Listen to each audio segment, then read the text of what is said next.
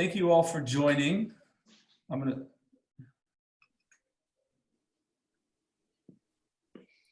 I hope everyone is doing well and at least healthy, and family members healthy. We're continuing today with the class that we started last week, and I just want to begin and share something about today. It was, I believe Margaret mentioned last week that it's really nice when you could sort of live with the calendar, because the Jewish calendar has lots of themes and times that we get to celebrate. So today is actually a very, very special day on the Jewish calendar. It's called Lag BaOmer, the 33rd day of the Omer. And we celebrate two things. The first thing that we celebrate is that Rabbi Shimon Bar Yochai passed away on this day. He was one of the great sages in the times of the Talmud, and he was the famous author of the Kabbalah and the book of the Zohar.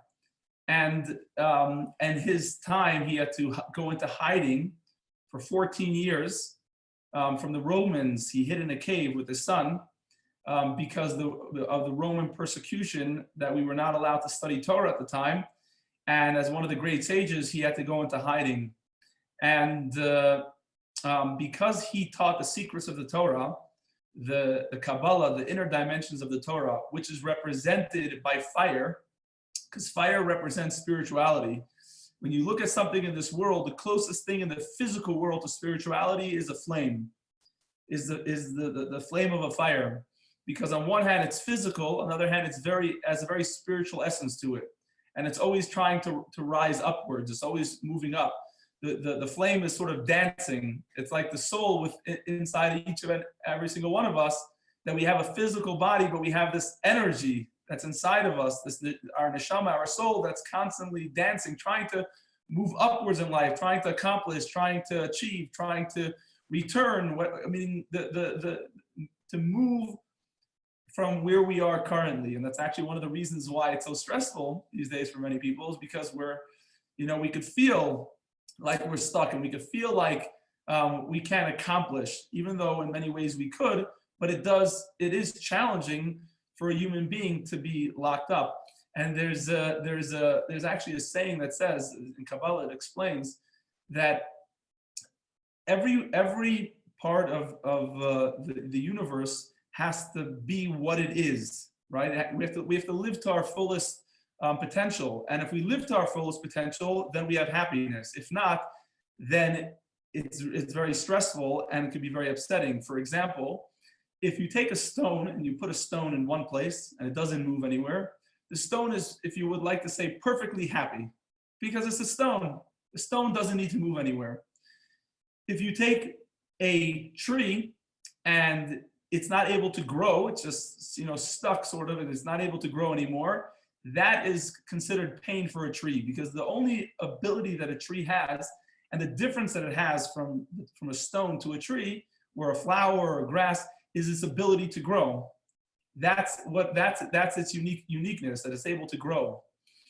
Then higher than that, in Kabbalah it says, is an animal. An animal has the ability to move around.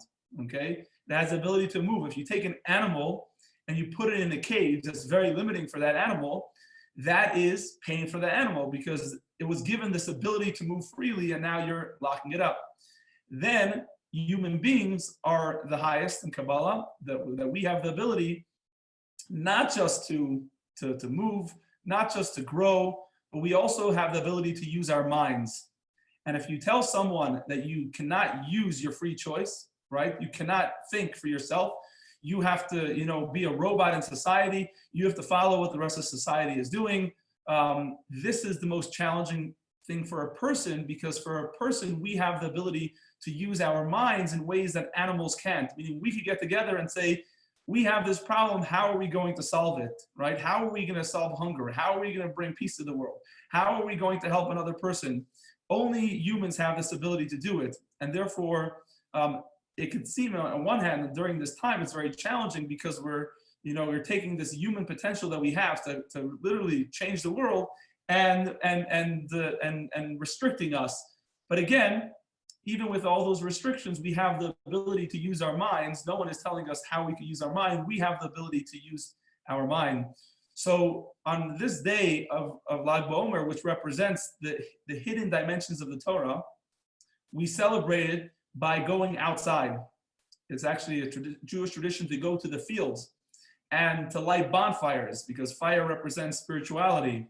And in many places they actually they shoot bows and arrows, because during those days, similar to the dreidel story of Hanukkah, if the Romans were coming and you were in the woods and you were studying the Torah with your teacher, as soon as there was a scout who would look out for the Romans, and when they saw the Romans were coming, they would pull out their bows and arrows and they would make like they were just doing archery, and they were not studying Torah. And that was one of the ways to deceive the Roman soldiers to be able to study Torah undetected. So these are the traditions of today. But really what's so important is that, and this is really a holiday celebrated very much by many, but especially Chabad and those who study the Kabbalah of the Torah, because it says that Kabbalah is like the soul of the Torah. And I'm talking about proper Kabbalah, that the secrets of the Torah, the way it's been taught and passed down from generation to generation, not just the as we call it, the Madonna Kabbalah, the Kabbalah which is just very trendy, but really the secrets of the Torah that enhance the Torah. And the example is you could have a body, but without the neshama, without the life force, it's lifeless. So to the Torah, you could study Torah, but totally miss the point. And I've actually met many religious Jewish people, very observant. They follow the letter of the law, but they're missing the soul of the Torah, meaning they're missing the point. They're missing why are we here in this world? And they could be so focused on the law that they forget about the love and caring for another person and so on. So this is really what the Kabbalah brings, the essence of the Torah, and we celebrate that today. So that's just an interesting note about today. Another interesting thing about today is that Rabbi Akiva, who was also one of the great sages, he had 24,000 students at one point in his life, and he only became a rabbi after 40 years. He was ignorant in Torah study. He was not. It says he couldn't even read the Aleph Bet. He had very limited knowledge, and he was a farmer. And one day he turned everything around, and he became one of the greatest sages. It's a whole long story, not to get into it now. But he had 24,000 students. During one period of time, it was from Passover until Lag BaOmer today, all 24,000 of his students passed away, besides five. 5 students remained, and they were one of his greatest students, that they actually ended up teaching the Torah to the next generation, among many others from other students, but from his students, there were only 5 that remained out of 24,000. And it says the reason for this, the sages tell us, is because they did not have respect one for the other, because of the lack of respect for one another. Therefore, there was a plague, it was a pandemic, and 24,000 of his students died. And on Lag BaOmer is a day that we celebrate because the pandemic stopped. The spread of the disease stopped, and his remaining 5 students lived, and they were able to continue his teachings. So it's actually a very special holiday, especially now, dealing with this current pandemic, that Lag BaOmer is a special day for a pandemic to come to an end. And we truly pray to God and ask Hashem that it should come to an end sooner than later, and God should spare the lives of all those who are sick, and in the future as well. So that's just a note about today, the special day of Lag BaOmer. And there's much to share about Lag BaOmer, but I would like to talk about today's topic, which is the positivity bias, the second class. And I would like to give a special welcome to Bruce Goldberg. Hello, Bruce. Welcome. Thanks for joining us. One second, you're on mute. Unmute. Yes, what do you say? Thank you. It's nice to see you. Yeah, thanks for being here. Last Shabbat was very weird. I was up in Munz Park and I couldn't go to shul with you. Oh, wow. So it was very weird. Well, we miss you That here, will change and one we can't day. wait till better times when we could all Agreed. celebrate together. Agreed. So, and hello, Jody. Welcome, Jody. Thanks for joining us. So, last week's class on positivity bias, we spoke about the idea that to recognize that during these situations, when we're thrown curveballs and we could feel stuck, and we shared the story of the Rabbi, where the Rebbe said there's no such a thing as being stuck. There's no word in the Jewish dictionary as stuck. And he reframed it for that group that was stuck in the airport, and taught them that really this is an opportunity. And we shared a few different stories on this theme. Today we're going to talk about the inherent bias that we all have, okay?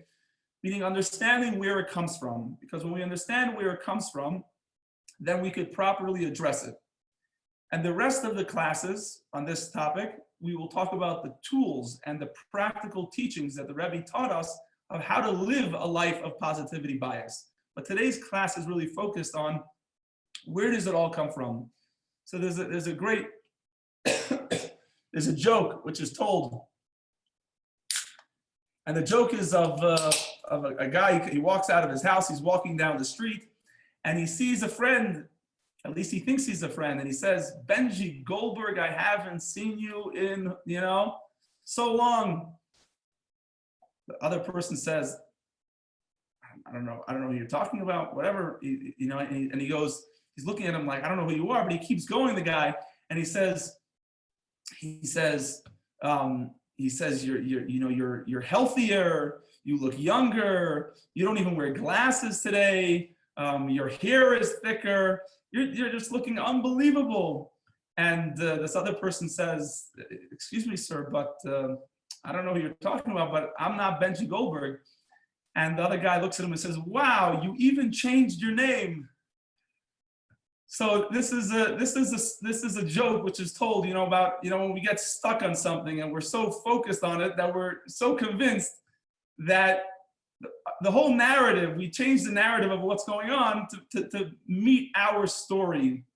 So there was once the executive director, I believe his name was Charles Roth of the National Jewish Post, came to the Rebbe and he told the Rebbe, I want you to know that our Jewish newspaper is a very special Jewish newspaper because our publication is independent and it is totally objective. And the Rebbe responded to him kindly, but to the point. And the Rebbe said, I understand, of course, that your newspaper is independent, but there's no such a thing as having true objectivity, right? There's no such a thing. If you're the author of a paper, your stories are going to be based off of your biases and the way you see the world. And we start with this story of the Rebbe because it's so important to realize that we all have a narrative, and it's based off of our upbringing, it's based off of our experiences, stories, things that happened to us, perhaps very negative things that happened to us in the past, but things that happened to us, and we see the world through that prism, through that bias. And sometimes, we usually think of the word as being negative, but the truth is biases could be very good. If you're a parent, hopefully you have a little bit of a bias to your children or your grandchildren, because that's a good thing, right? To have a little bit of a bias. But sometimes the bias could go a little too far. So I want to begin with the question is just to think for a moment about what are your biases, right? And especially in this realm of positivity and negativity, think for a moment of what is your bias? Where is your go-to place when we have negative things that happen in our lives? And how can they be adjusted or changed to better serve myself or others?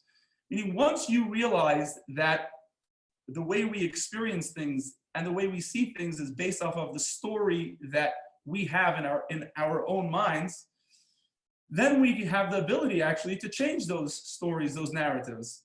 And I just want to ask you, has anyone ever had an experience where someone else saw it totally negative? They saw it 100% negative, but you personally saw that it was a positive thing. Could anyone share? Would anyone like to share? If a story comes to mind, a situation comes to mind, that everyone around you maybe saw that it was negative, or someone that you love, or someone that you cared about saw something totally negative, but for you, you just saw the positive in it from the beginning.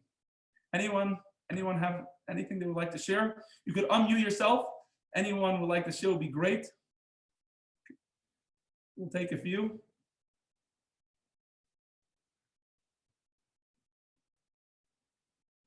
Anyone? One second. Are you sharing, Margaret? Yeah, okay, thank you. Yeah.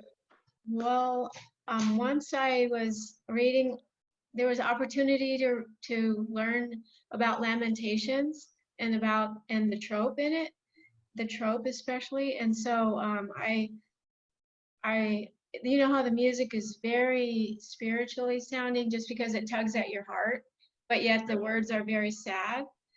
And Yep. so it made me realize God's love. And here's why it matters, is because like right now, there's the curses and the blessings in the Chukotai. So you know how it's like I was trying to resolve, like, how do you find the love in the curses? And it was like this. When I was reading, like in Psalms, it would be very uplifting, and you could, if you read one a day, you're going to have a day where it's like, of course it's like that. Of course it's nice. Of course God is good. Of course mom and dad, have food on the table. And then in Lamentations, all of a sudden, prophets didn't prophesy, didn't even have a vision. All of a sudden, the bars of the gates were not strong. They were broken. And all of a sudden, the children were hungry. And so it was like being a teenager who the first time had to pay their car insurance, like, oh, my parents kept this world together for me, and I didn't even realize all the things they did, even though I saw it. Like when you read Psalms, you see it, it's right there. But and the music was so loving. The music of the Lamentations is so beautiful that it made a feeling of God's care. Like when God talked to Job, he didn't say, oh, don't worry, I'm going to get your family back. He said, he showed him all the things he had done. And he said, where were you when I stopped the ocean right there and said, don't come any farther, and made the breakers, stop so it wouldn't crush everyone. Anyway, that was interesting to me when I felt so different about the Lamentations. Beautiful. Beautiful. Thanks for sharing. Anyone else?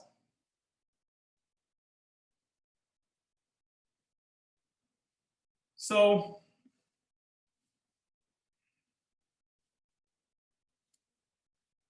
I'll begin with one of the stories. We have a few stories and a few messages of the Rebbe. The Rebbe responded to people in letters and so on. There was once a business person who was traveling, and he traveled overseas, and he went to a city which was pretty remote, and there was a small synagogue over there. And in the synagogue, he sees that there were just enough for the minyan. They had just enough to be able to have the minyan, to do the services. But there was one man who came to the services every time, and he had his newspaper with him. And he would sit in the services and he would read his newspaper in the synagogue. And this bothered him very, very much, because he thought to himself, you're coming to the synagogue and you totally disgrace the synagogue. That was the way he saw it. You're coming into the synagogue, you have your newspaper, can't you at least participate in the services, be present, and at least not disgrace the synagogue and the others going there by sitting there reading a newspaper like you couldn't care less? So after his travels, he was in New York, and he wrote a letter to the Rabbi because he felt it was really bothering him, and he wanted to share this experience with the Rabbi. So he wrote this letter to the Rabbi, and he shared the whole story. The Rebbe wrote back to him, and the Rebbe said, First, I see in this situation the degree of Jewish attachment that one finds in every Jew.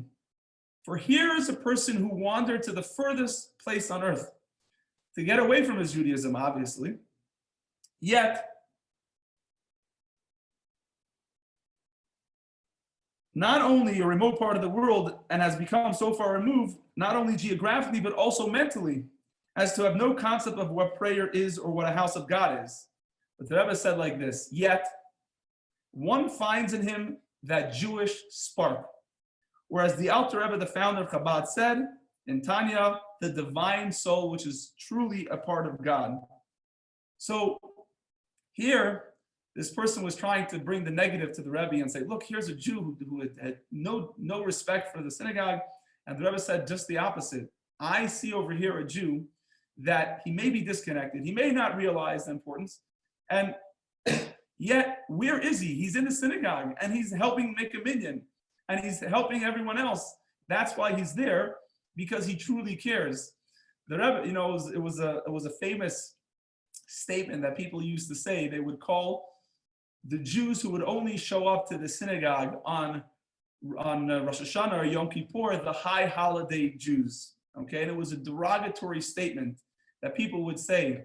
The high holiday Jews, the Jews who only show up the whole year, they don't care about their Judaism. On Rosh Hashanah, Yom Kippur, they show up.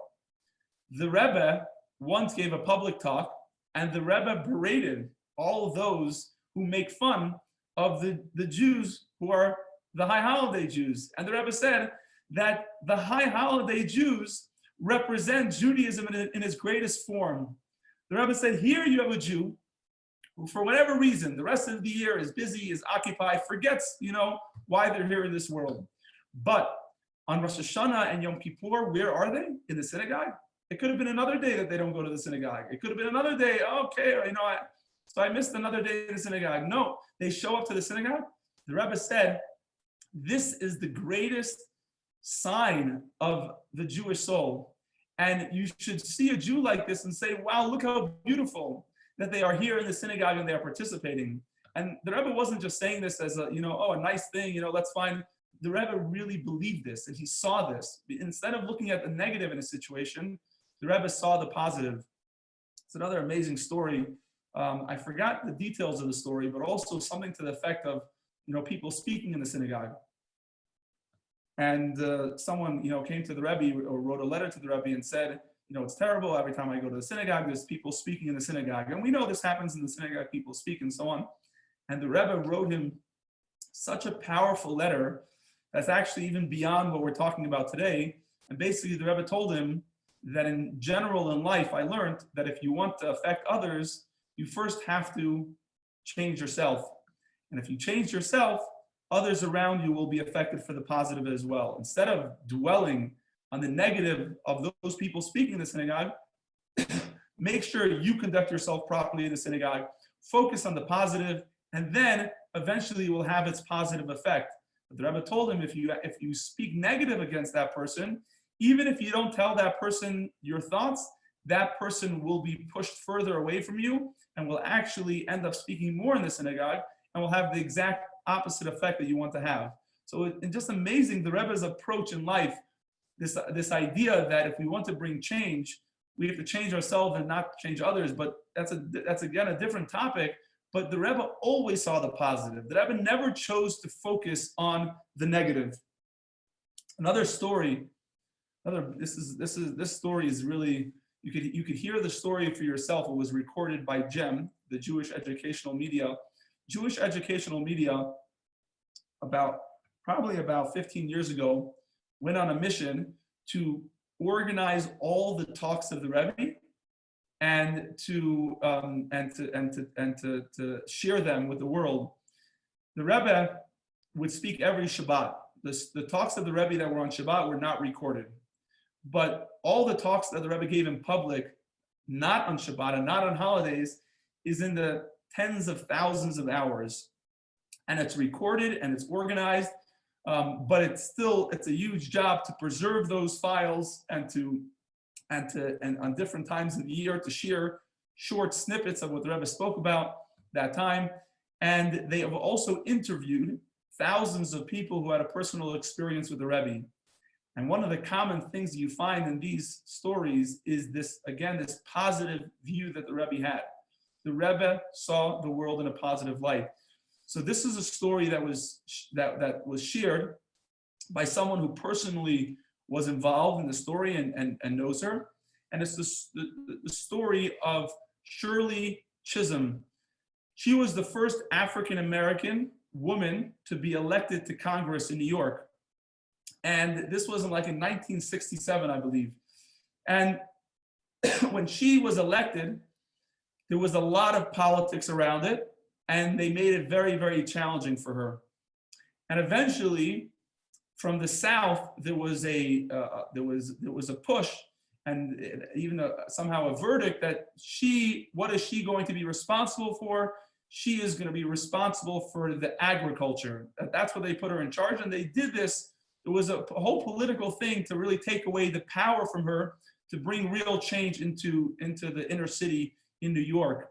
And she was very depressed. She was very upset with what was going on because, again, this was the first African-American woman to be elected into Congress. And because of politics and because of, I'm sure, biases and many other things, she was having a very hard time. And she was actually in a period in her life that she was experiencing depression and so on. So one day she got a call from the office of the Rebbe. And one of the Rebbe's secretaries was on the phone and told her that the Rebbe wants to meet with you. She says, okay. So she comes into the private audience with the Rebbe, and the Rebbe says, my understanding is that you are sad about the situation that you're in. And she right away said, absolutely. And she, really broke down and shared with the Rebbe everything that's going on, and all because of politics and the challenges that she's facing. And the Rebbe listened to everything that she said.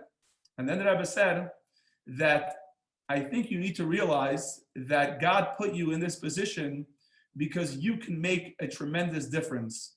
Because of the fact that you were put in charge of agriculture, which really was, it had to do with farmlands in middle America. And even though, you think it doesn't have to do with the inner city, the Rebbe said there are countless families that have a lack of food in America, more than you even realize.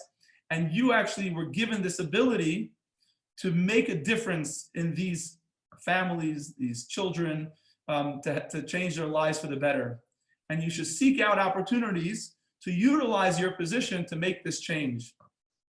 And she walked out of the Rebbe's office, and she's like, I totally wasn't thinking anything on those terms.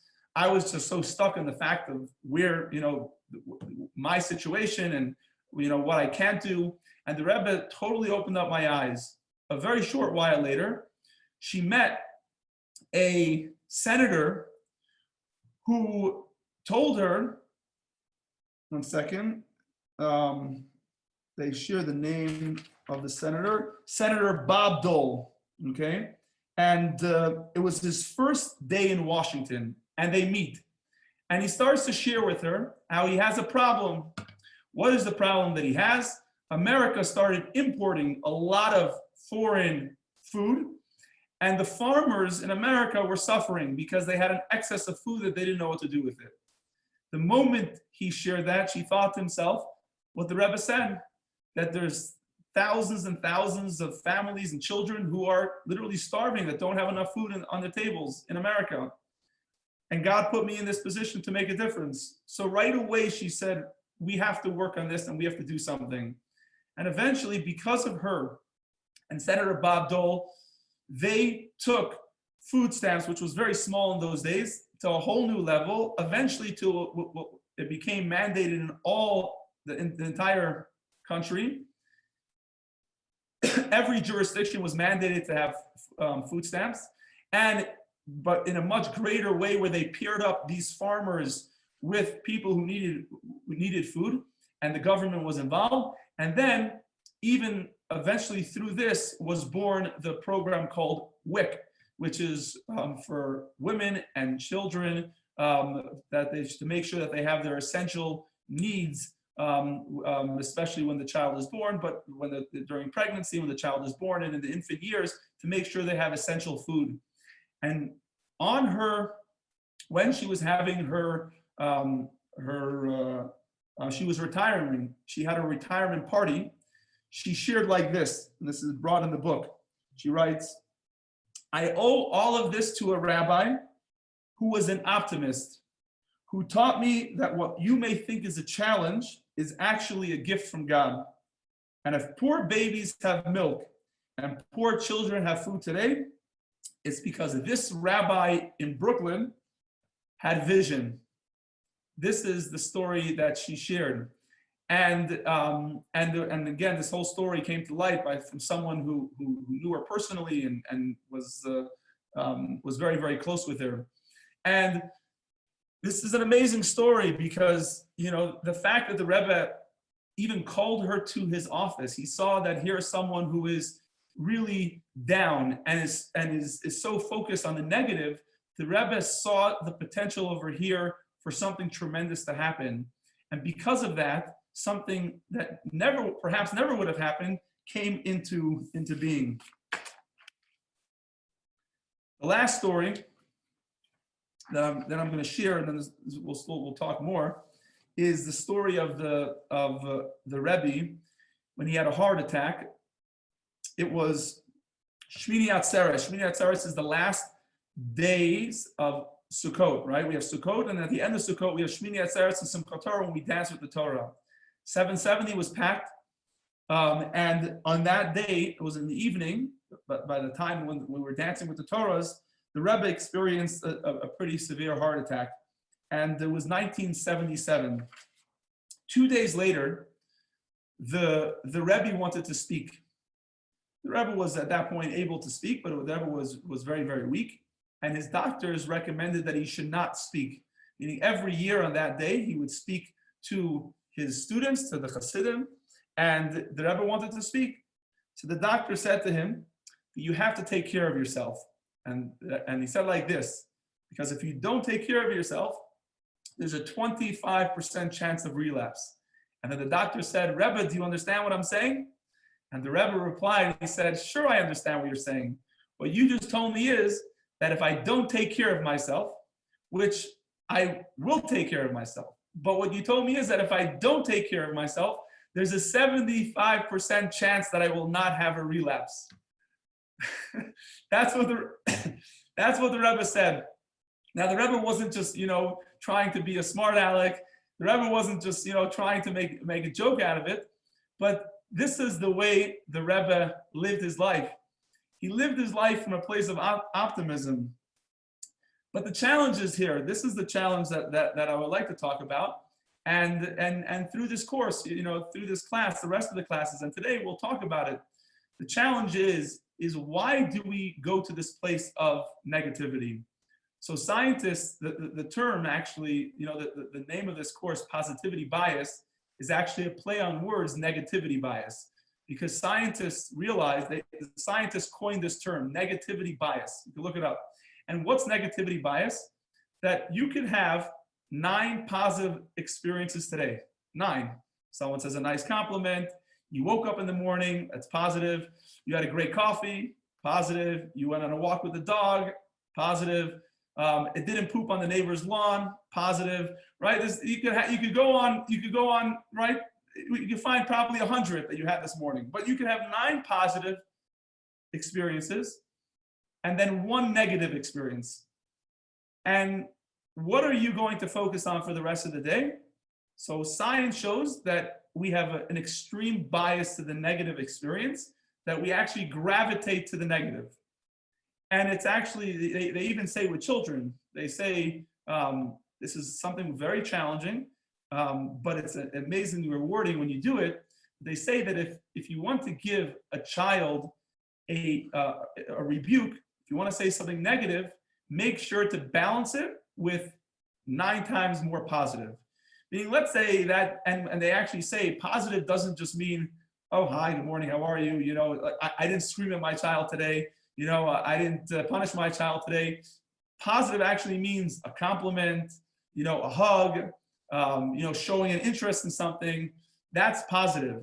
The psychologists say today that each negative should be balanced by 9 times in positive.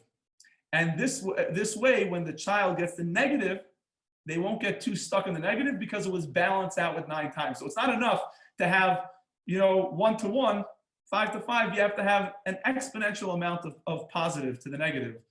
The reason is because naturally, for whatever reason, we are wired to the negative. Now, science says that this has to do with the fact that, in order to survive, it's a survival mechanism, right? Meaning if you don't learn from the negative experiences, what's going to happen? We're going to, something bad is going to happen again, and we didn't learn from the experience. So in order to learn from the negative stands out. So we remember next time not to do it again.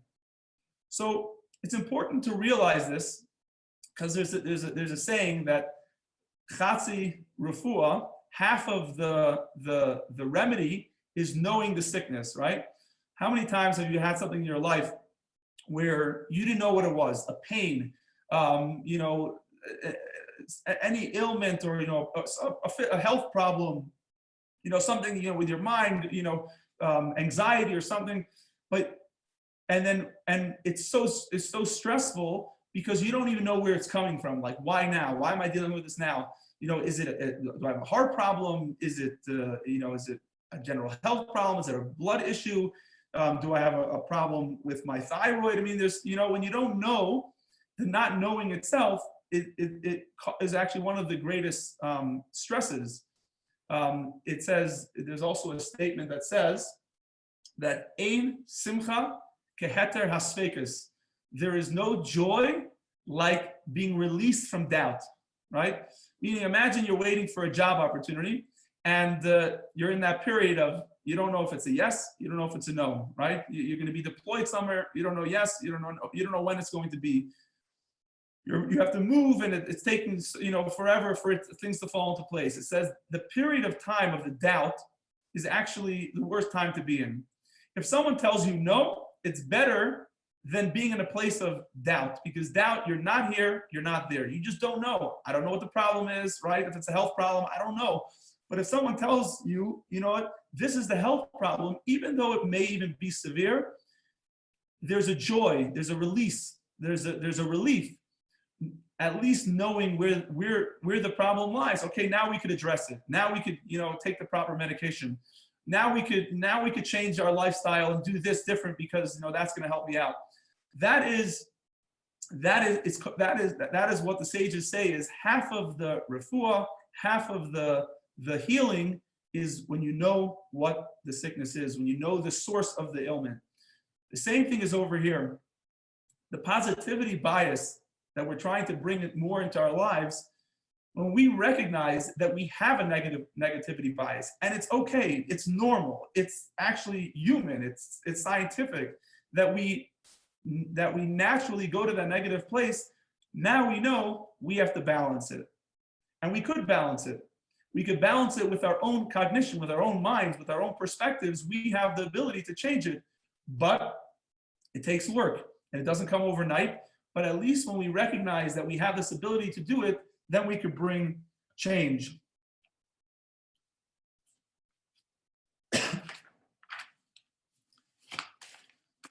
They say that when we do learn, people who are, and I don't even like to say people who are more naturally one way or the other, because I personally don't believe that we are naturally born one way or the other. Yes, we have a little bit of a leaning towards one way or the other, but I think most of it is learned, and we have the ability to change. But when people who learn and they choose to focus on the positive, there's many studies that show that life expectancy is longer. Sometimes they say 11%, 15%, whatever the number is, it doesn't really matter. And I don't know the studies personally, but there is a lot of studies that shows that when we focus on the positive, we actually live longer. But how do we do this, right? How do we do this? So there was once a person who wrote to the Rabbi, and he would complain about a lot of different things. So you can imagine the Rebbe would receive letters from many, many people. There was a period that the Rebbe was receiving so many letters that I believe he was the second in the entire country in how many letters he received a day after the president of the United States. So that you can imagine the president of the United States, how many letters the president receives. But I can guarantee you the president doesn't read the letters. The Rebbe, on the other hand, the Rebbe would read the letters that he would get. There's even as an amazing story. I don't think I shared it last week. There's a beautiful story where one time the secretaries of the Rebbe, they wanted to give the Rebbe a letter opener, because you could imagine to open up letters by hand, and the Rebbe would get literally bags of letters that would come by the post office on a daily basis. It takes a lot of time, and why should the Rebbe have to waste the time opening it if you could put it through a machine that opens the letters, and now the Rebbe could just read it? So they didn't ask the Rebbe. They figured, this is going to make it easier for the Rebbe. So they bought this machine. I'm going to make a blessing over here, and we'll just drink a little bit. My throat is getting dry. Baruch atah Adonai Eloheinu melech haolam she'akol niyah b'dvaro. So they put it on the Rebbe's desk. One day went by, the Rebbe didn't touch it. Another day went, the Rebbe didn't use it at all. So one of the secretaries came on the third day to the Rebbe and said, does the Rebbe want us to show him how to use it? I mean, it was pretty straightforward, but they thought maybe the Rebbe wasn't sure how to use it. The Rebbe said, I'm not going to use it. So the secretary said, if I could ask, if this makes it easier for the Rebbe to read letters, why wouldn't the Rebbe, do that? And the Rebbe responded like this. The Rebbe said, every person who writes to me a letter, they write the letter, and when they seal the letter, they, sometimes they seal it with their tears, right? I mean, they're so emotional, and they literally seal the letter with their tears. And when they're closing the letter, that's like all their emotion goes into it. And the Rebbe said, how can I tap into that? How could I feel the emotion of the person who wrote the letter to me if I put it through a machine? And this was the Rebbe. I mean, it's just an amazing story how the Rebbe was so, most people, a letter, they leave it for someone else, but the Rebbe even read all the letters that were sent to him, and there was even beautiful response. The Rebbe didn't respond to every letter, but many of them, especially the ones that needed to be responded to, the Rebbe would respond. There's some beautiful stories of children who wrote to the Rebbe, and the Rebbe wrote back. There's an amazing story of a child, and we know who this child is today, is an adult, but this child wrote a letter to the Rebbe, and at the end, the child wrote a blessing to the Rebbe for children, because the Rebbe was childless. The Rebbe didn't have any children, but they were afraid that someone was going to read the letter and censor it, maybe they didn't know, and not give it to the Rebbe. Like, who am I, this child, to give a blessing to the Rebbe that the Rebbe should have children? So they wrote it in a code. They wrote the letter, the ending, the blessing, in a code. And a short while later, this child got the letter back from the Rebbe. The Rebbe answered the letter, and at the bottom, the Rebbe wrote in code, the same code. The Rebbe wrote back, thank you for your blessing for children. And this person, of course, kept this letter and has it till today. But the Rebbe's amazing sensitivity to actually read the letter and figure out what the code is and write back to this child, so the child realizes that the Rebbe heard your blessing and the Rebbe really cares. So this was the Rebbe, and so the Rebbe would receive letters, so many, and some people would write positive, some people would write negative, but you can imagine a majority of the time people wrote to the Rebbe, what do you think? What do you think? Do you think they wrote positive things to the Rebbe, or negative things like complaints or questions, challenges, health problems? What do you think? You can put it in the chat. What is your opinion?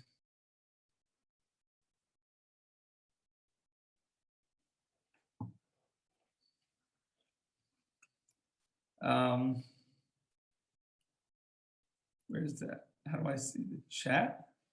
Did anyone put in the chat? Chat, here we go. Okay. Difficulties and challenges. And Chaya says negative.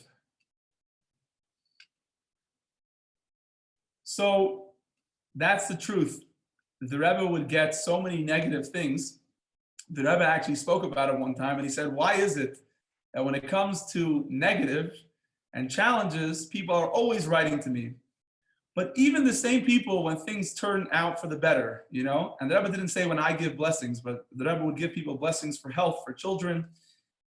Even many times, people who receive the blessings and things turn out for the better, they wouldn't even write a follow-up, the good things. And the Rebbe actually said that you should know that I really, really appreciate, more than I appreciate to receive letters in general, general letters, to hear the good news. I love to hear the good news, so please share with me good news. So a lot of people after that would make sure that they would write the positive. And again, this is another example of where the Rebbe sort of like reminded us how our natural place is to go to the negative. We naturally go to the negative, and the Rebbe is reminding, focus on the positive. And actually, this is a beautiful thing. People talk about journaling or even saying things, starting off the day and talking about grateful things, because the mind is actually a vacuum. It says the mind is a vacuum. This is a Hayom Yom of the Rebbe. The Rebbe taught this once and said that the mind is a vacuum, that if you don't fill it up with positive things, automatically negative things will come in, because it's a vacuum. It's just empty space. So either you fill it with what you choose to fill it with, or just random things are going to come. And again, if our tendency is to go to the negative, then we're going to go to the negative. That's why it's so important to focus on the positive. But there was once a person who was writing negative and more negative, always writing negative things to the Rebbe. Again, not about the Rebbe, God forbid, but just all of his challenges and struggles in life and so on. And there was no positivity. So the Rebbe wrote back, and the Rebbe writes like this. He says, how instructive is it that which our sages tell us about Adam? That Adam was an ingrate. Even before he was banished from the Garden of Eden, while living in literal paradise, he complained about his circumstances. And so the sages actually tell us that Adam complained about his circumstances. Now, you could think to yourself, how could Adam complain about his circumstances? He was literally in paradise, right? He was in the Garden of Eden. He had no problems, no issues. There was no sickness back then. There was, even things grew from the trees that you were able to eat. Everything was edible.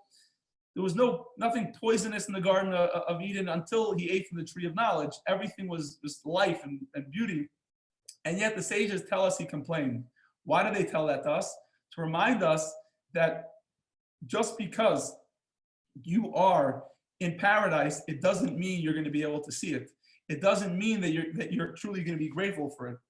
So he writes, the Rebbe continues, and he says, on the other hand, there were Jewish men and women who thanked and blessed the Creator and recited the morning blessings while living through the most horrifying times in German concentration camps. Ultimately, everyone's circumstances will be somewhere between these two extremes. And the Rebbe finished by saying, my point in saying this is not to admonish you. It simply is to underscore the reality of things.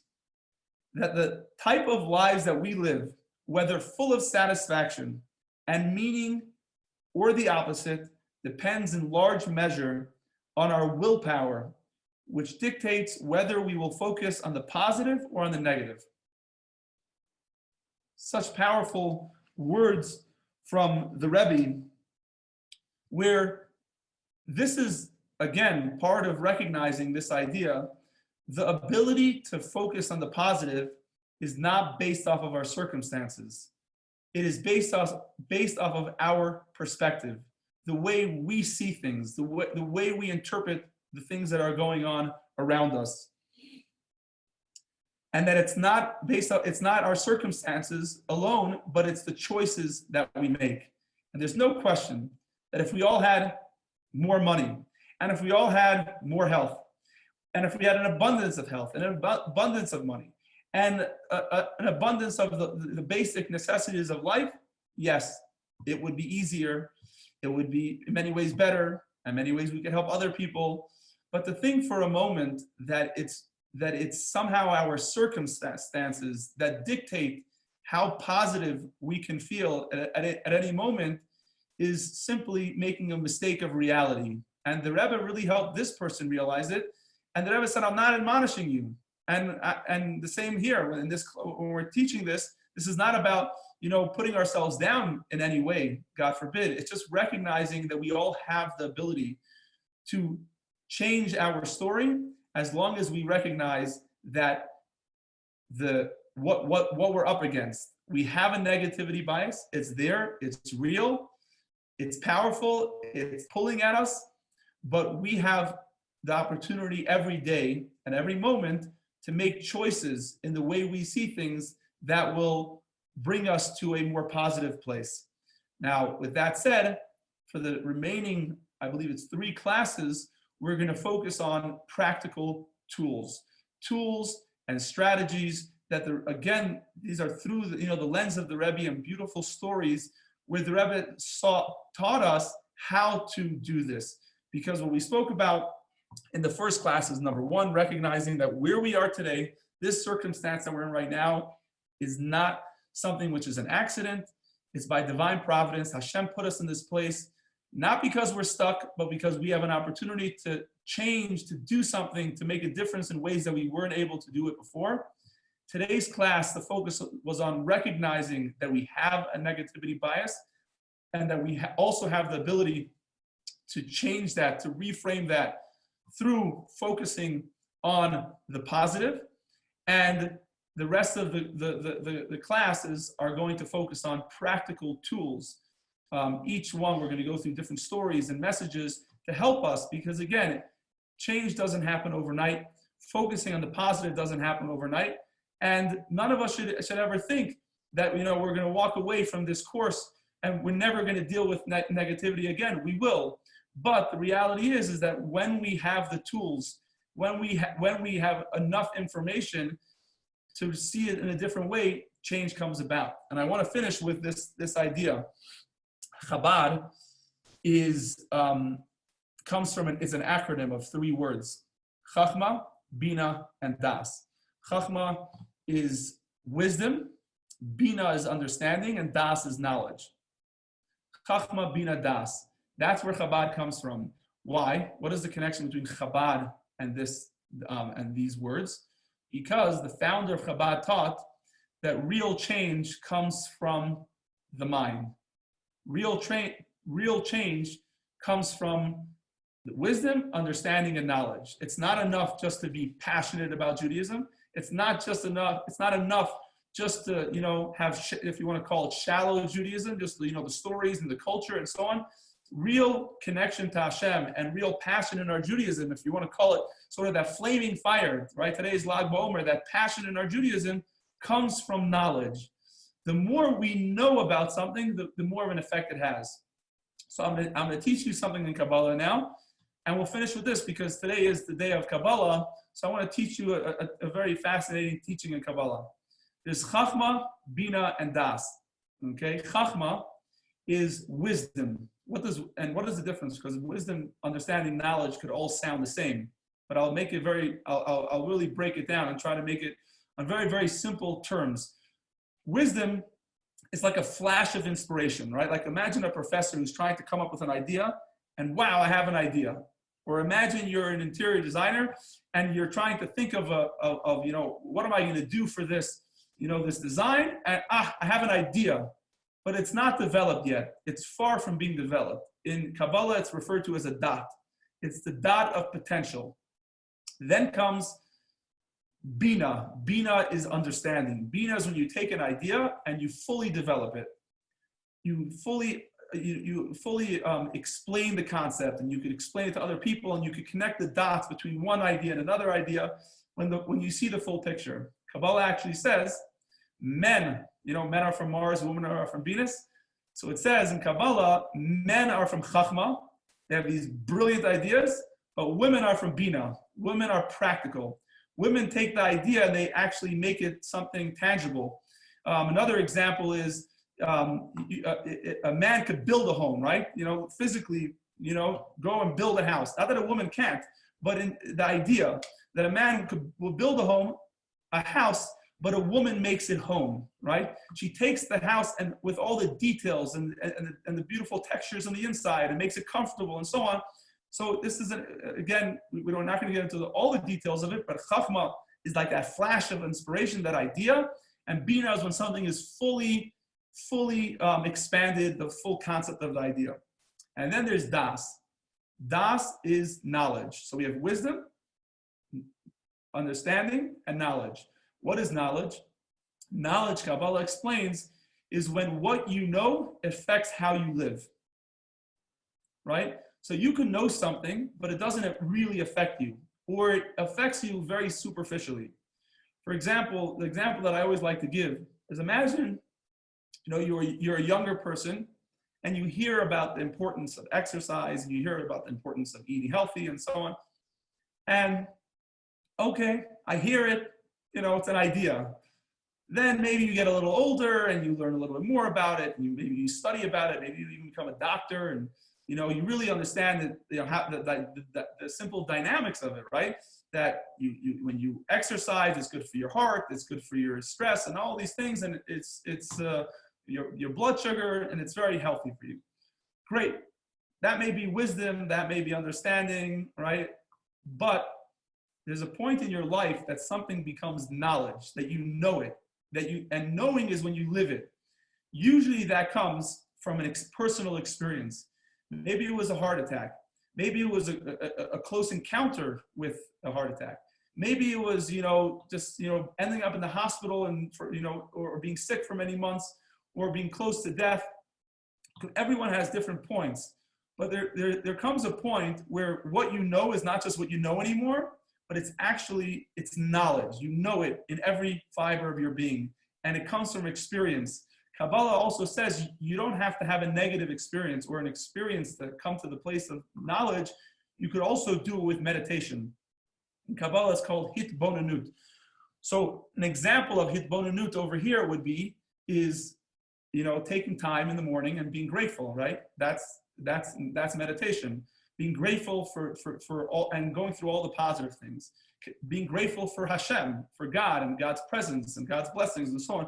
All those meditations, it says in Kabbalah that it takes it from a place of wisdom,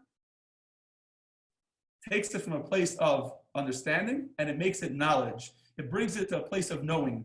Now, it not necessarily will the knowledge last, all the time, but eventually it becomes a point that you know it so deeply within yourself that it brings real and long change. And in Kabbalah, and the Alter Rabbi and Tanya explain this idea to be the long but short way. Some people like to take shortcuts, right? We like shortcuts.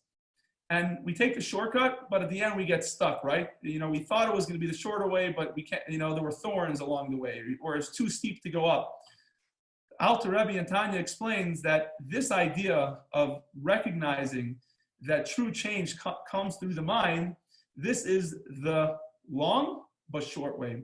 That the more we utilize our mind, and we focus on the positive, and we study things that help us get to a place of positivity. I'm talking now specifically positivity, but it's in every area of our lives, even our Judaism and our passion to our Judaism. It comes from knowing. When you know something, when you study it enough and you meditate on it, then it has lasting effects. So in the merit of this special day, in honor of this special day of Lag BaOmer, take the opportunity, maybe go outside, sit amongst the trees, because again, it's a tradition to go outside, or maybe it's only your porch somewhere, just in nature, and take a moment to be grateful. Take a moment to focus on all the positive things. Recognize that we have this tendency to lean towards the negativity, and that's normal, and that's okay. But we also have, as human beings, this beautiful ability to rise above it all and focus on the positive. So thank you all for joining today. I'm going to open it up if anyone has any questions or wants to share anything. If any of the stories, meant something to you special, or but if anyone has to go, no problem. I'm trying to keep these to an hour, from 1 to 2, but and I do appreciate the input. So if anyone wants to share, you could push unmute.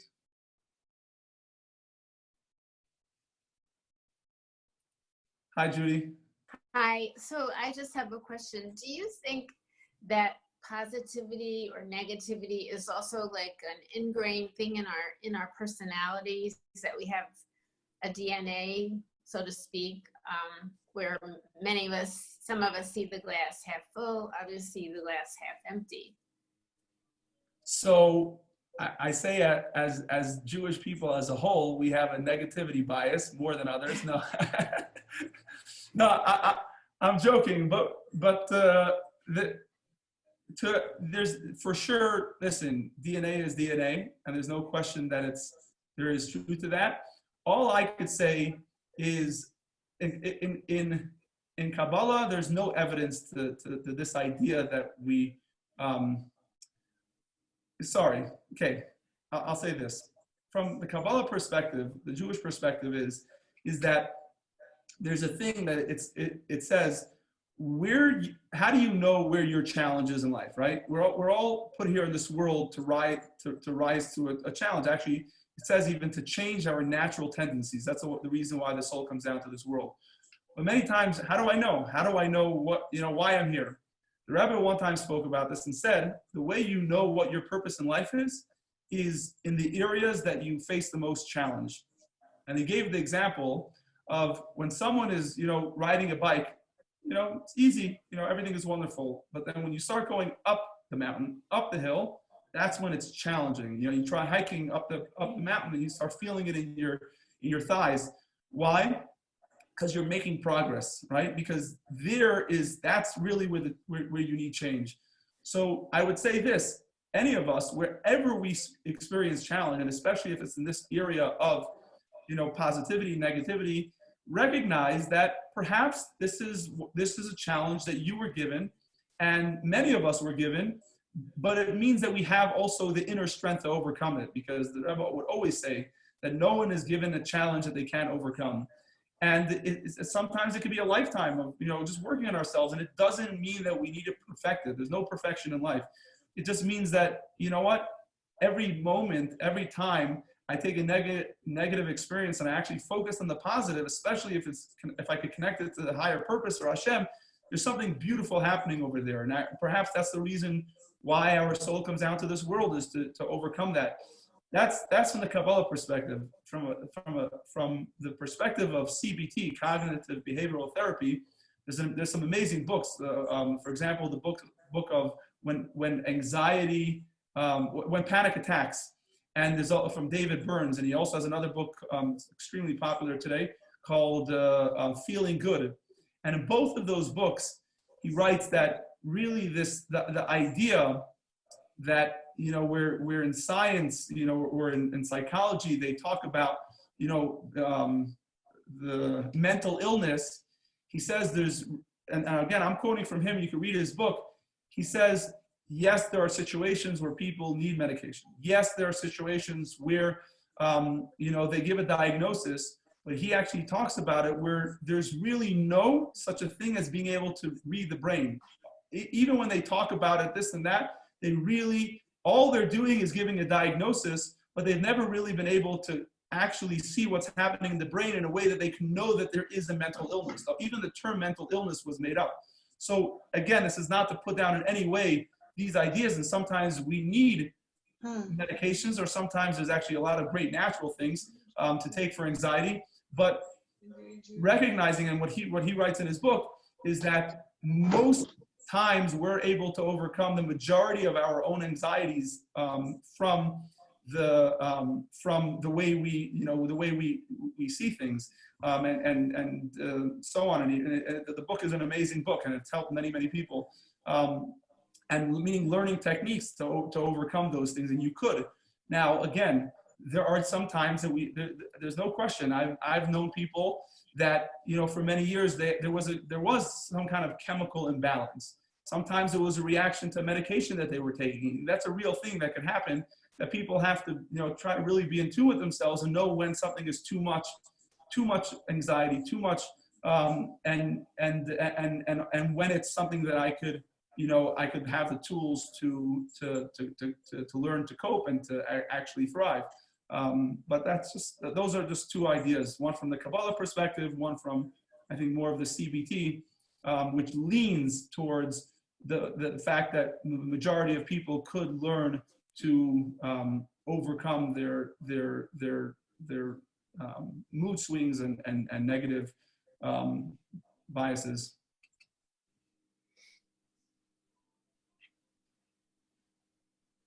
Anyone else? So one second, Nancy, where do you live? Sorry, where? Oh, Portland, Oregon. Oh, very nice.